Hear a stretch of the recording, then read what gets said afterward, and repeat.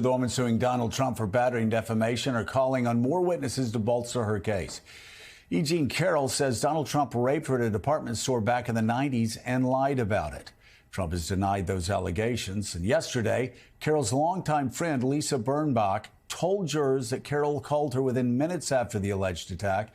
She said Carroll was breathless, hyperventilating, and emotional.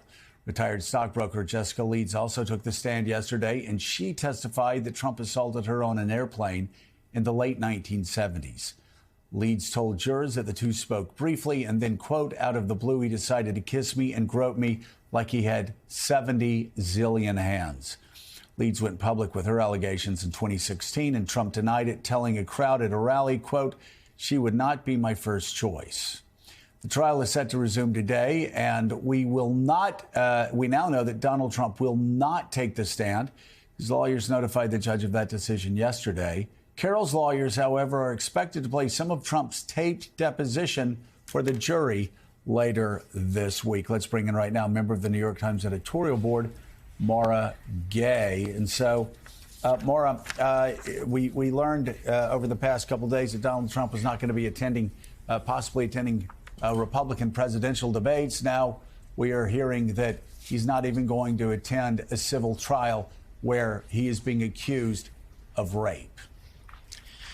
You know, it really takes me back to 2016 when we started to hear some of these allegations in earnest. And just as a woman and a voter, it was really infuriating at the time to see so many women come forward, just disturbing allegations to begin with. But then the fact that he was elected president anyway. And I think that trauma for American women is still very real. And yet, it's progress to see the former president being held accountable in some way, this time through the courts, and women being able to have their day in court rather than having their own personal lives and integrity picked apart in the midst of a presidential campaign.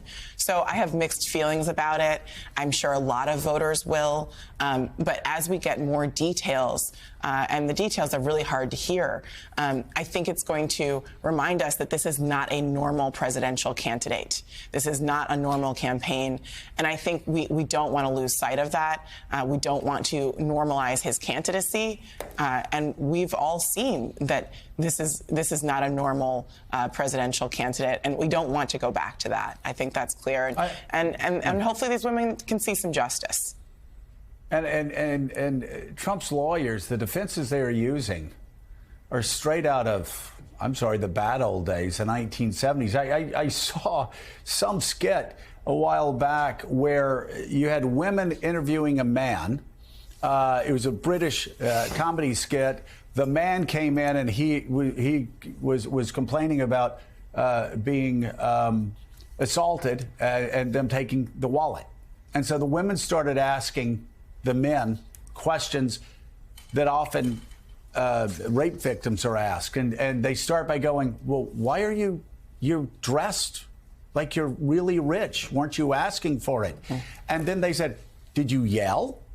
Did you scream? And the guy said, no, I didn't scream. Well, why didn't you scream? And then the next one was, when did this happen? Why did it take you so long to report this to the police? Well, that was a comedy sketch making fun of these old, tired, dated arguments and turning it on men, asking, well, how would you like it? Well, what have we heard here? We've heard Trump's lawyers saying, well, why didn't you scream? Why didn't you report it? I'm sorry, Mara, I'm not getting personal with you, but you could ask any woman your age, how many friends do you know who were assaulted sexually or are close to it, who didn't report it to the police because they were afraid they would be raked over the coals and blamed, just like Trump's lawyers are now blaming this alleged victim? Well, you're exactly right, Joe. And, I've written and been public about my own sexual assault. And I actually, dated that person afterwards. There are a lot of complicated reactions to trauma, such as sexual assault. And we know that. Doctors know that. Psychologists know that. Detectives know that. Juries understand that because, of course, they live in the real world as well. And I think the fact that you see Donald Trump's lawyers engaging in this kind of retro, sexist argument on his behalf is disturbing because, we don't want to go back to a time when we are still trafficking in this nonsense. We know a lot more now about sexual assault and its impact on women and anybody else who may have been a victim of sexual assault. And to pretend that we don't is a disservice to women everywhere and to any victim of sexual assault again. And it's also just an insult, frankly. It's insulting, and we also just want to remind people, of course, that sexual assault, rape, it's not actually about sex, it's about power. And so when Donald Trump says things like, oh, he wasn't my type, or she wasn't my type, excuse me, it's not about attraction. Sexual assault, rape is not about attraction. It's about power, and it's about violating another person's right to their autonomy over their own body and their human dignity. When you're powerful, they let you do whatever you want, right? That's right. That's what it comes back to every time, doesn't it? That is what, that's what, and it is, you talked about earlier about how this brings you back to 2016, in a big way for me too, in October of 2016. I think that is what was such a gut punch for women, and what caused the Women's March, and just, and all the women that ran in 2018 and Kamala Harris as vice president, that America would like that man president after everything that he had been accused of and said about women. You just feel that in your gut. Yes, you do.